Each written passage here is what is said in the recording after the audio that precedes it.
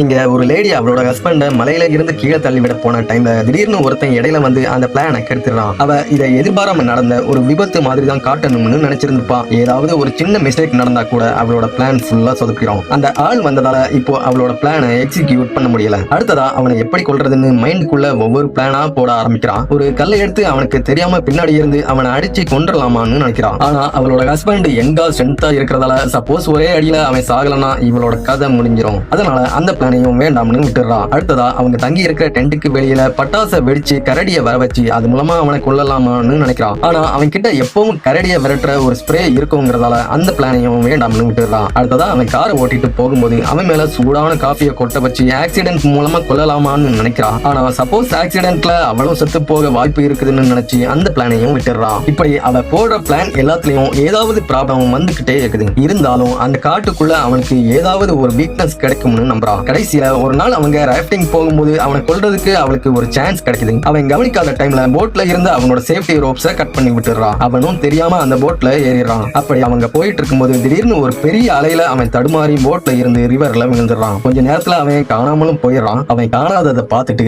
அவ லைட்டா ஸ்மைல் பண்றான். இப்போ அவ ரொம்ப நாளா போட்ட பிளான் சக்சஸ் ஆயிருச்சுன்னு நினைக்கிறான். ஆனா திடீர்னு அவன் ரிவருக்கு மேல வந்து போட்டோட சைட்ல இருந்த ரோப்பை பிடிச்சு உயிருக்கு போராடிட்டு இருக்கிறான். அதை பார்த்ததும் அவளுக்கு வித்தியாசமான ஒரு ஃபீல் வருது. இத்தனை வருஷம் ஒன்னா ஒரே வீட்டுல வாழ்ந்ததால அப்படியே அவன் சாகிறத அவளுக்கு பார்க்க மனசு வரல. உடனே கையை நீட்டி அவனுக்கு ஹெல்ப் பண்ணலாம்னு போறான். அப்போ சடனா இன்னொரு பெரிய அலை வந்ததால அவளும் ஸ்லிப் ஆகி அந்த கோல்டு வாட்டருக்குள்ள விழுந்துடுறான். ஆனா அவளுக்கு ஸ்விம் பண்ண தெரியாததால கையையும் காலையையும் அசைச்சு உயிருக்கு போராடுறான். ஆனா அவளோட பாடி மெல்ல தண்ணிக்குள்ள மூழ்க ஆரம்பிக்குது. அப்போ திடீர்னு அவளோட ஹஸ்பண்ட் அவளை நோக்கி நீந்தி வர்றத பாக்குறா. இவ்வளவு நாள் அவ வெறுத்த அதே கைகள் அவளோட உயிரை காப்பாத்த போராடுது. கடைசியில அவளை காப்பாத்தி கரைக்கு கொண்டு வந்துடுறான். அப்பதான் இன்னும் அவளோட மனசுல ஏதோ ஒரு மூலையில அவன் மேல பாசம் இருக்கிறத உணர்றான். ஆக்சுவலா கொஞ்சம் மாசத்துக்கு முன்னாடி அவன் இன்னொரு பொண்ணு கூட தொடர்புல இருக்கிறத கண்டுபிடிச்சப்பான். இருந்தாலும் அவனை மன்னிக்க முடிவு பண்றான். அவளோட ஹஸ்பண்டும் அந்த தவறை சரி பண்ண ட்ரை பண்றான். ஆனா ஒரு டைம் துரோகம் பண்ணதுக்கு அப்புறம் அவன் கிட்ட இருந்து பொய்கள் மாறி மாறி வர ஆரம்பிக்குது. அதனால அவளோட நம்பிக்கை கொஞ்சம் கொஞ்சமா உடைய ஆரம்பிக்குது. அதனால தான் அவனை கொலை பண்ண ட்ரை பண்ணி இருந்திருப்பான். ஆனா அவ சாகணும்னு நினைச்சு அவன் அவளோட உயிரையே காப்பாத்தினதால அவளோட கோபம் கொஞ்சம் கொஞ்சமா குறைஞ்சி திரும்பவும் அவங்களுக்குள்ள